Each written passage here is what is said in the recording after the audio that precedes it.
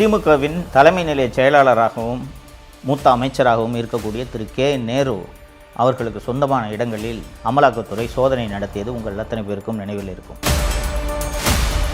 ஊழலில் சம்பாதித்த கருப்பு பணத்தை எல்லாம் இதில் போட்டு தான் வெள்ளையாக்க முடியுன்றதுக்காக அந்த காலத்துலேருந்தே இவங்க அதை நடத்திக்கிட்டு இருக்காங்க.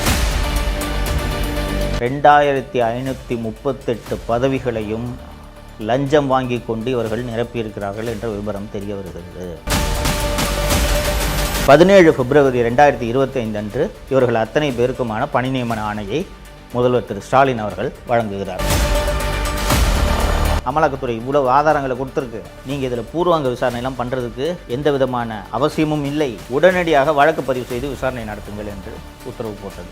அதற்கு பிறகும் தமிழக அரசு லஞ்ச ஒழிப்புத்துறை எஃப்ஐஆர் பதிவு செய்யவில்லை. அமலாக்கத்துறை விசாரணையை தொடங்கினால் அது நேரடியாக மு.க. ஸ்டாலின் வீட்டு வாசலில் தான் சென்று நிற்கும் என்பது இவர்களுக்கு நன்றாக தெரியும். ஒவ்வொரு துறையை எடுத்துக்கிட்டாலும் இவ்வளவு ஊழல் இருந்தால் இவர்கள் இந்த 5 ஆண்டுகளில் எவ்வளவு கொள்ளை அடித்திருப்பார்கள் என்பதை நீங்களே ஊகித்துக் கொள்ளுங்கள். தமிழ் பெருங்குடி மக்கள் அத்தனை பேருக்கும் வணக்கம்.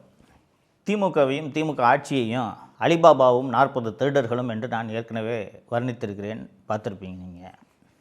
திமுகவின் தலைமை நிலைய செயலாளராகவும் மூத்த அமைச்சராகவும் இருக்கக்கூடிய திரு கே நேரு அவர்களுக்கு சொந்தமான இடங்களில் ஏப்ரல் 2025 அமலாக்கத்துறை சோதனை நடத்தியது உங்கள் அத்தனை பேருக்கும் நினைவில் இருக்கும்.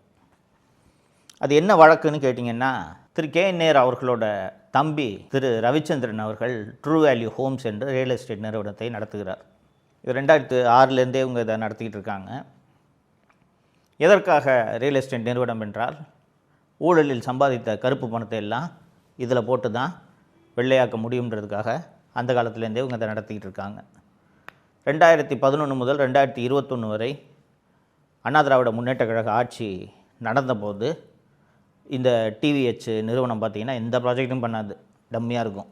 திமுக ஆட்சிக்கு வந்துச்சுன்னா மட்டும் பார்த்திங்கன்னா புது ப்ராஜெக்டாக பண்ணிகிட்டு இருப்பாங்க. ஸோ இந்த ட்ரூ வேல்யூ ஹோம்ஸ் நிறுவனம், டிவிஹெச் நிறுவனம் ஒரு தேசியமயமாக்கப்பட்ட வங்கியில் கடன் வாங்குது. கடன் வாங்கி அந்த கடனை எதற்காக கடன் வாங்கினார்களோ அந்த பர்பஸ்க்கு அதை பயன்படுத்தாமல் வேறு ஒரு காரணத்திற்கு அல்லது வேறு ஒரு பர்பஸ்க்கு பயன்படுத்திட்டாங்க என்று சிபிஐ ஒரு வழக்கு பதிவு செய்கிறது.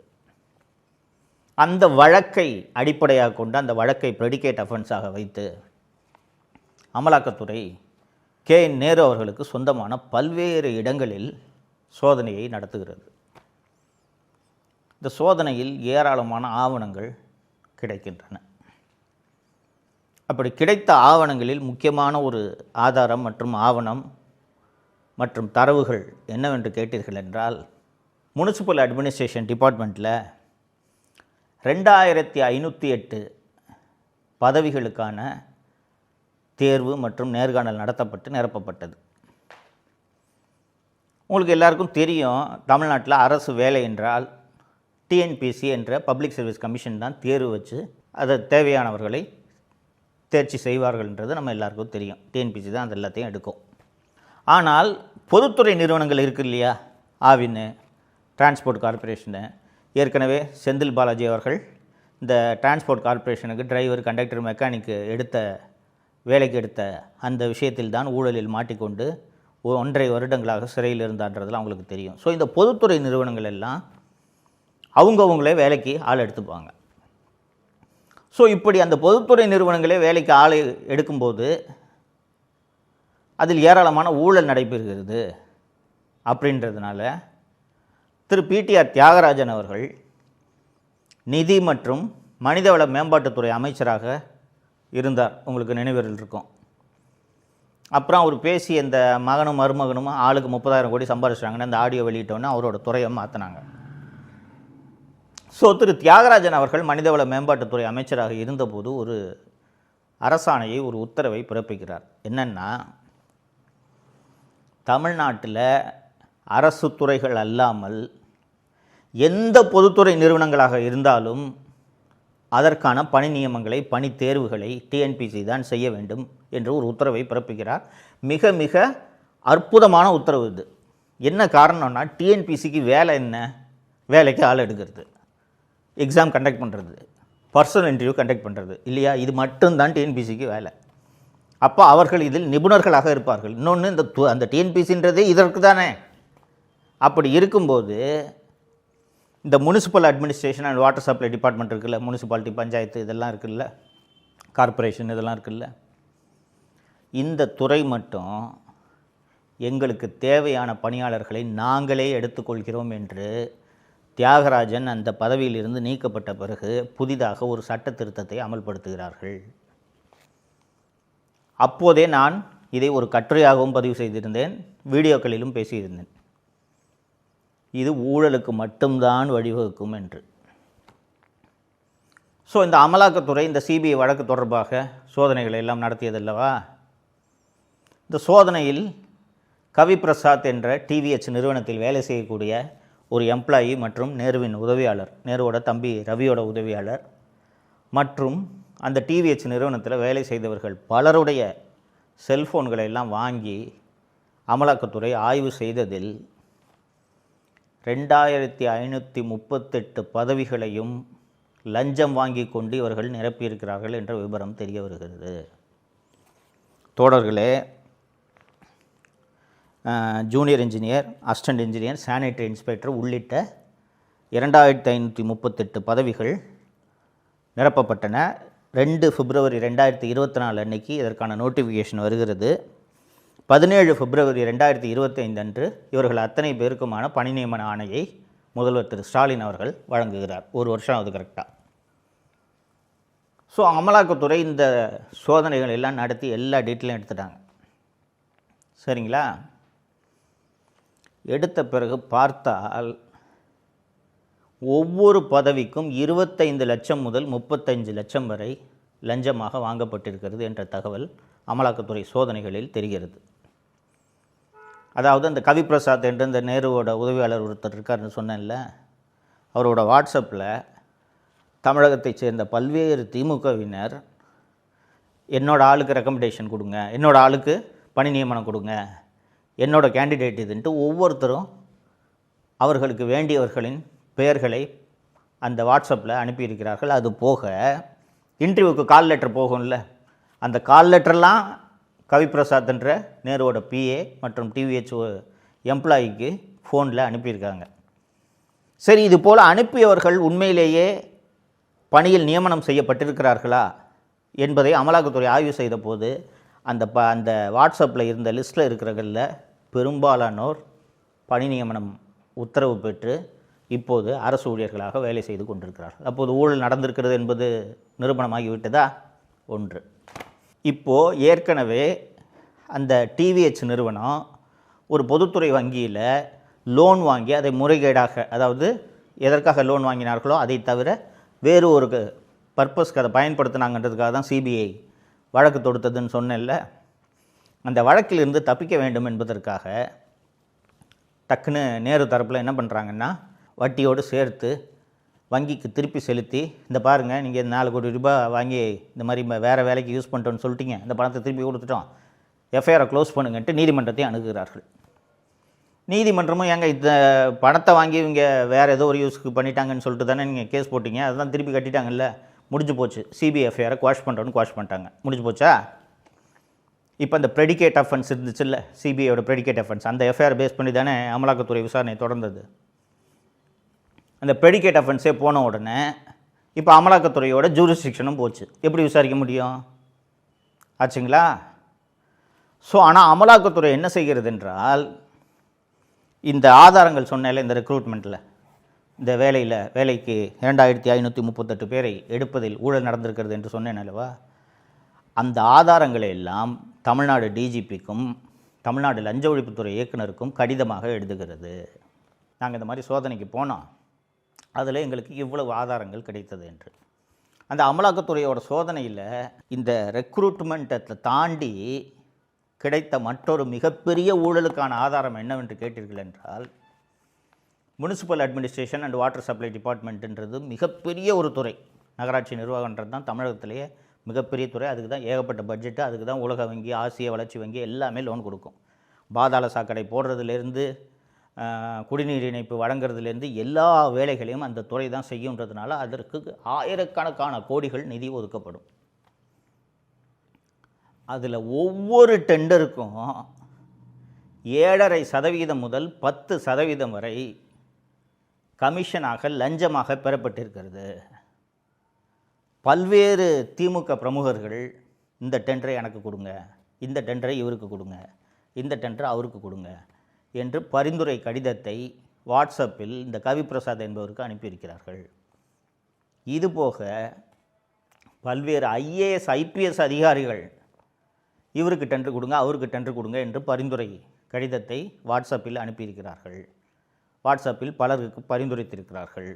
குறிப்பாக IPS அதிகாரி வருண்குமார் மனோஜ் என்பவருக்கு இந்த டெண்டர் கொடுங்க, சென்னை மாநகராட்சியில் துப்புரவு தொழிலாளிகளுக்கு யூனிஃபார்ம் வழங்கும் கான்ட்ராக்டை இந்த மனோஜுக்கு கொடுங்க என்று வருண்குமார் IPS பரிந்துரை கடிதத்தை கவிப்பிரசாத்துக்கு அனுப்பியிருக்கிறார் என்று இந்த ஆதாரங்களும் அமலாக்கத்துறைக்கு கிடைக்கின்றன. ஸோ அந்த ப்ரெடிகேட் அஃபென்ஸ் ஏற்கனவே க்ளோஸ் ஆகிடுச்சுன்னு சொன்னேன் இல்லையா?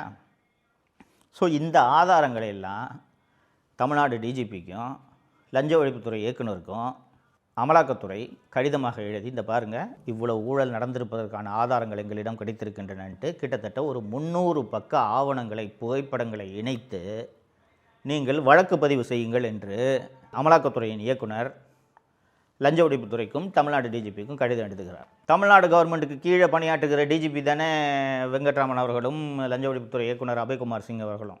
அக்டோபர் 2024 கடிதம் எழுதப்படுகிறது. மார்ச் 2026 வரை எந்த வழக்கையும் லஞ்ச ஒழிப்புத்துறை பதிவு செய்யவில்லை. ஆச்சுங்களா? அண்ணா திராவிட முன்னேற்றக் கழகத்தின் வழக்கறிஞர் அணி செயலாளராக இருக்கக்கூடிய திரு இன்பதுரை அவர்கள் சென்னை உயர்நீதிமன்றத்தை அணுகுகிறார்.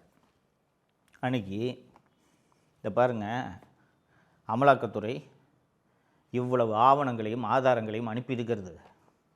அதுவும் குறிப்பாக 2538 பேரை வேலைக்கு எடுத்திருக்காங்க. இவங்கெல்லாம் இன்றைக்கி வேலை செஞ்சு சம்பளம் வாங்கிக்கிட்டு இருக்காங்க.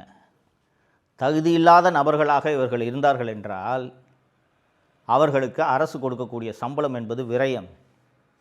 ஸோ லஞ்ச ஒழிப்புத்துறை விசாரணை நடத்தாது. ஸோ லஞ்ச ஒழிப்புத்துறை FIR போட வேண்டும் என்பதற்கான உத்தரவை பிறப்பிக்க வேண்டும் என்று சென்னை உயர்நீதிமன்றத்தில் வழக்கு தொடுக்கிறார். சென்னை உயர்நீதிமன்றம் இந்த வழக்கை விசாரித்து கொண்டிருக்கும் போது தமிழ்நாடு அரசின் சார்பில் வந்து, நாங்கள் பூர்வாங்க விசாரணை நடத்திட்டு இருக்கோங்க, பூர்வாங்க விசாரணை நடத்துவதற்கு எங்களுக்கு 6 மாதம் அவகாசம் இருக்கிறது, அதனால் அது நடத்தி முடித்த பிறகு FIR பதிவு செய்ய வேண்டுமா இல்லையா என்பதை நாங்கள் முடிவு செய்கிறோம் அப்படின்ட்டு ஒரு பதிலை சொல்கிறாங்க. ஏன் வந்து லஞ்ச ஒழிப்புத்துறை FIR போடாமல் பூர்வாங்க விசாரணை இது அதுன்னு கதையெல்லாம் சொல்கிறாங்கன்னா, FIR போட்டால் இன்னொரு ப்ரெடிகேட் அஃபென்ஸ் வந்துடுது இல்லை, இப்போ மீண்டும் அமலாக்கத்துறை விசாரணை நடத்தலாம் அல்லவா? அதன் காரணமாக FIR போடாமல் இதை தடுக்க வேண்டும் என்பதற்காகவே நாங்கள் பூர்வாங்க விசாரணை நடத்துகிறோம், இது நடத்துகிறோம், அது நடத்துகிறோம் என்று தமிழக அரசு நீதிமன்றத்தையும் ஏமாற்றியது. மார்ச் முதல் வாரத்தில் சென்னை உயர்நீதிமன்றம் அமலாக்கத்துறை இவ்வளவு ஆதாரங்களை கொடுத்துருக்கு, நீங்கள் இதில் பூர்வாங்க விசாரணையெல்லாம் பண்ணுறதுக்கு எந்த விதமான அவசியமும் இல்லை, உடனடியாக வழக்கு பதிவு செய்து விசாரணை நடத்துங்கள் என்று உத்தரவு போட்டது. அதற்கு பிறகும் தமிழக அரசு லஞ்ச ஒழிப்புத்துறை FIR பதிவு செய்யவில்லை. ஸோ திரு இன்பதுரை அவர்கள் சென்னை உயர்நீதிமன்றத்தில் ஒரு நீதிமன்ற அவமதிப்பு வழக்கை தாக்கல் செய்கிறார். பாருங்கள், நீங்கள் உத்தரவு போட்டு 10 நாள் ஆகுது, கோர்ட்டு FIR ஃபைல் பண்ணுங்கன்னு சொன்னால் ஃபைல் பண்ணி தான் ஆகணும், பாருங்கள் இது வரைக்கும் பதிவு செய்யலை என்று நீதிமன்ற அவமதிப்பு வழக்கு தொடுத்தால் அப்போது போய் லஞ்ச ஒழிப்புத்துறை என்ன கோரிக்கையை வைக்கிறது என்றால், உடனடியாக FIR போட வேண்டும் என்று நீதிமன்றம் போட்ட உத்தரவை மறு ஆய்வு செய்யலாம் என்று நாங்கள் யோசித்து கொண்டிருக்கிறோம், அதற்காக எனது கருத்தை கேட்டு லஞ்ச ஒழிப்புத்துறை என்னிடம் ஒரு கடிதத்தை அனுப்பியிருக்கிறது என்று அரசின் தலைமை வழக்கறிஞர் திரு PS ராமன் அவர்கள் நீதிமன்றத்தில் சொல்கிறார். ஏன் வந்து இந்த FIR எல்லாம் போடாமல் அமலாக்கத்துறை உள்ளே நுழைய விடாமல் தடுப்பதற்கு இவ்வளவு முயற்சிகளை இவர்கள் செய்து கொண்டிருக்கிறார்கள் என்றால், அந்த 2538 பேரை வேலைக்கு எடுத்ததிலும் சரி, முனிசிபல் அட்மினிஸ்ட்ரேஷன் டிபார்ட்மெண்ட்டில் டெண்டர் கொடுத்ததிலும் சரி, எல்லாத்துலேயுமே 7.5 முதல் 10% வரை பார்ட்டி ஃபண்ட் என்று கலெக்ஷன் செய்யப்பட்டிருக்கிறது. பார்ட்டி ஃபண்ட் என்றால் எந்த பார்ட்டி? ஆளுங்கட்சி தான். ஆளுங்கட்சியின் தலைவர் யார்? திராவிட முன்னேற்ற கழக தலைவர் திரு மு க ஸ்டாலின். ஸோ அமலாக்கத்துறை விசாரணையை தொடங்கினால் அது நேரடியாக மு க ஸ்டாலின் வீட்டு வாசலில் தான் சென்று நிற்கும் என்பது இவர்களுக்கு நன்றாக தெரியும். இப்போது ஏன் இவர்களை அலிபாபாவும் 40 திருடர்களும் என்று சொல்கிறேன் என்று தெரிகிறதா? ஏற்கனவே டாஸ்மாகில் நடந்த ஊழல், மணலில் நடந்த ஊழலை பற்றிலாம் நான் பேசியிருக்கிறேன், நீங்கள் பார்த்திருப்பீர்கள். ஒவ்வொரு துறையை எடுத்துக்கிட்டாலும் இவ்வளவு ஊழல் இருந்தால் இவர்கள் இந்த 5 ஆண்டுகளில் எவ்வளவு கொள்ளை அடித்திருப்பார்கள் என்பதை நீங்களே ஊகித்து கொள்ளுங்கள். இதே கொள்ளையை திருப்ப அடிக்க வேண்டும், இதே போல தமிழகத்தை சுரண்ட வேண்டும் என்பதற்காகத்தான் உங்களிடம் பசப்பு வார்த்தைகளை சொல்லிக்கொண்டு இப்போது வாக்கு சேகரிக்க வருகிறார்கள். இவர்கள் மீண்டும் வர வேண்டுமா என்பதை நீங்கள் தான் யோசிக்க வேண்டும். நமது தமிழகம், நமக்கு சொந்தமான இந்த தமிழகம் மீண்டும் சுரண்டப்பட வேண்டுமா என்பதை நீங்கள் தான் யோசிக்க வேண்டும். ஸோ யார் இவர்களை வீழ்த்த முடியும்? யார் இவர்கள் ஆட்சிக்கு வராமல் தடுக்க முடியும்? யார் இந்த கொள்ளைக்கு காரணமானவர்கள் மீது நடவடிக்கை எடுக்க முடியும்? யாருக்கு அந்த வலிமை இருக்கிறது? எந்த கூட்டணிக்கு அந்த வலிமை இருக்கிறது என்பதை நீங்கள் தான் யோசிக்க வேண்டும். நீங்கள் யோசித்து திமுக ஆட்சிக்கு வரக்கூடாது என்பதை உறுதி செய்யும் ஒரு கூட்டணிக்கு வாக்களிக்க வேண்டும் என்பதைத்தான் உங்களிடம் நான் மீண்டும் மீண்டும் வலியுறுத்தி கொண்டிருக்கிறேன். தோழர்களே, மறந்து விடாதீர்கள். 2026 தேர்தல் என்பது தமிழகத்தின் எதிர்காலத்தை தீர்மானிக்கக்கூடிய தேர்தல். தப்பி தவறி கூட திமுக ஆட்சிக்கு வந்துருச்சுன்னா தமிழ்நாடு என்ன ஆகுன்றதை உங்களது ஊகத்திற்கே நான் விட்டு விடுகிறேன். இந்த 5 ஆண்டுகளில் வெளியே வந்த கொள்ளைகள், இவ்வளோண்டு கொள்ளைகள், வெளியே வராமல் இன்னும் எவ்வளவு கொள்ளைகள் நடந்திருக்கின்றன. இந்த கொள்ளைகள் எல்லாம் விசாரிக்கப்பட வேண்டுமா வேண்டாமா? இந்த கொள்ளைகளை அடித்தவர்கள் சிறைக்கு செல்ல வேண்டுமா வேண்டாமா? இந்த கொள்ளைக்காரர்களை சிறைக்கு அனுப்பும் ஆட்சியை நீங்கள் உருவாக்க வேண்டும் என்பதுதான் நான் உங்களுக்கு வைக்கக்கூடிய கோரிக்கை. தொடர்ந்து பேசுவோம். நன்றி. தமிழகத்தை காப்போம்.